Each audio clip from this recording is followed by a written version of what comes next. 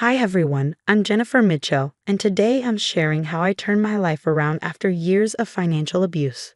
Trust me, you'll want to stick around to hear how this ends.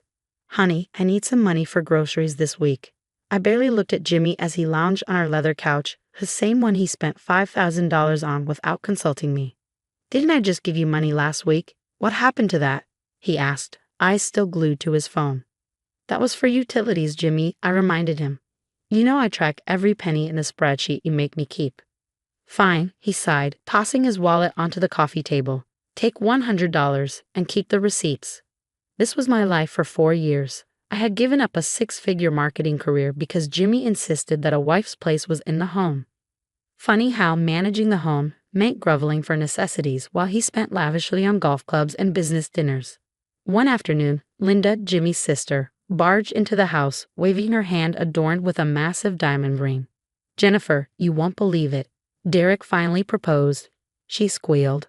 We're having a destination wedding in the Hamptons, and Jimmy, you have to help me plan it. Anything for my baby sister, Jimmy grinned, already reaching for his checkbook. I sat silently, wearing the same jeans I'd had for 2 years, remembering how Jimmy lectured me about wasting money when I asked for new work clothes. Later, at Emma's boutique, a rare refuge, I vented. Emma, this is insane. I used to lead marketing campaigns. Now I need permission to buy shampoo. You don't need to live like this, Jennifer, Emma said, her voice low. It's financial abuse. But he controls everything, I whispered. I don't even have access to my old savings. At one of Jimmy's company events, Mark, his business partner, pulled me aside. Mrs. Mitchell, he began hesitantly. I hate seeing how he treats you. The way he handles the finances, it's not right. What do you mean? I pressed. Mark shook his head. Just keep your eyes open. A week later, at dinner with Jimmy's family, his father leaned in. Sweetheart, you remind me of Jimmy's mother. She gave up everything for this family. That's just how things are done. Jimmy beamed. Dad, Jennifer doesn't need to work. I provide everything she needs. Speaking of providing, Linda chimed in, Jimmy, I need help with the wedding vendors. The budget's around $100,000.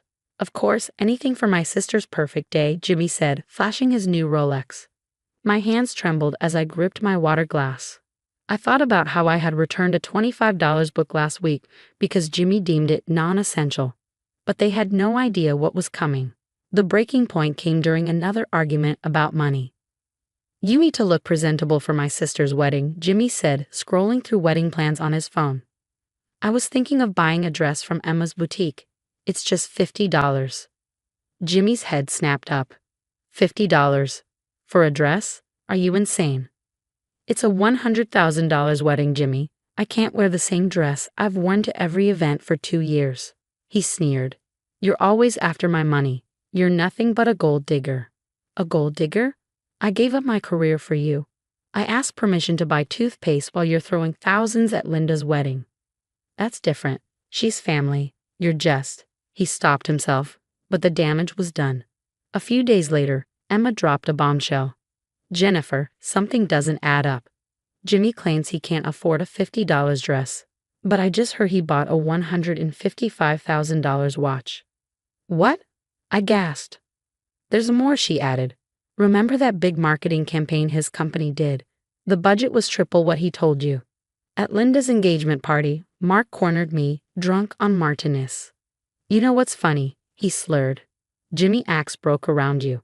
Mark cornered me by the bar, his breath heavy with alcohol. Jimmy Axe broke around you, he slurred. But he's got more money than God. Those accounts in the Caymans, genius tax move. My pulse quickened. What accounts? Mark's eyes widened as the weight of his slip registered. Without another word, he stumbled away, leaving me frozen, clutching a truth I hadn't been meant to hear. That night, with Jimmy in the shower, I sat at his laptop, the device he'd forbidden me from touching. His password? Still Linda's birthday. Typical. What I uncovered made my blood turn to ice. Offshore accounts, hidden investments, falsified tax documents. The man who nitpicked my grocery receipts was hoarding millions. Jennifer? Jimmy's voice boomed from behind me. I slammed the laptop shut, heart racing. I was just checking the weather. I lied, forcing a smile. The next morning, divorce papers arrived. The reason? Financial irresponsibility and excessive spending. The irony would have been laughable if it wasn't so enraging. I'm divorcing her because she's bleeding me dry, I overheard Jimmy telling Robert. Constant demands for money, emotional blackmail. I sat in my car, gripping the steering wheel. Jimmy thought he destroyed me, but he just made his biggest mistake. He left me with nothing to lose. Look who I brought, Emma said, ushering a sharply dressed man into her boutique's back office. This is my brother, David Heun. He's a forensic accountant. David scanned the documents I'd secretly photographed. Your husband's not just hiding money, he's stealing it. These transactions. Classic embezzlement. Tears welled in my eyes, but I saved the real dramatics for Jimmy. Please, I begged that evening, can we talk about the divorce? I know I've been demanding. Jimmy smirked, convinced he'd won. At least you're finally admitting it. At Linda's wedding dress fitting, she gloated. It's about time Jimmy got rid of you. You never deserved him. You're right, Linda. I was so foolish, I sniffled, mentally cataloging every expense she mentioned for David's investigation. Later that night, Mark pulled me aside after a business dinner. I can't sleep at night, he whispered. What Jimmy's doing? It's worse than you know. He handed me a USB drive. Company records, transactions, everything.